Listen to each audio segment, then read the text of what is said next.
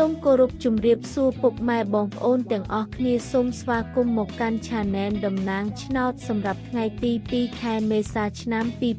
2025 Admin ក៏មានតម្រុយឆ្នោតពិសេសនិងលេខល្អៗសម្រាប់ចែកជូនពុកម៉ែបងប្អូនផ្សងសំណាងកម្សាន្តប្រចាំថ្ងៃផងដែរជាដំបូងសូមពុកម៉ែបងប្អូនជួយចុច Like និងជារូបសញ្ញាកន្តឹងឲ្យ Admin ម្នាក់មួយផងដើម្បីនឹងទទួលបានវីដេអូថ្មីៗនៅក្នុងទូរស័ព្ទដៃពុកម៉ែបងប្អូននិងមានភាពងាយស្រួលក្នុងការតាមដាននៅតម្រុយឆ្នោតយួនជារៀងរាល់ថ្ងៃផងដែរកុំឲ្យខាតពេលពុកម៉ែបងប្អូនយូរសូមពុកម៉ែបងប្អូនចូលមកតម្រុយយើងតែម្ដងសម្រាប់លេខធំឬ3លេខ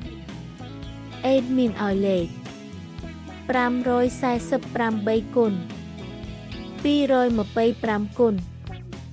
127គុណសម្រាប់លេខតូចឬ2លេខ Admin ឲ្យលេខ22 48 65រីឯលេខអូសខ្ទង់វិញ Admin ឲ្យអូសលេខ40អូសនិង60អូសផងដែរពេលពុកម៉ែបងប្អូនស្រឡាញ់និងចូលចិត្តលេខរបស់ Admin ពុកម៉ែបងប្អូនអាចយកទៅផ្សងសំណាងបាននៅថ្ងៃនេះជាចុងក្រោយ Admin សូមជូនពរឲ្យពុកម៉ែបងប្អូនទាំងអស់គ្នាហេងសំណាងល្អមានលាភមានជ័យនិងចូលរង្វាន់ធំទាំងអស់គ្នាជួបគ្នានៅថ្ងៃស្អែកបន្តទៀតសូមអរគុណ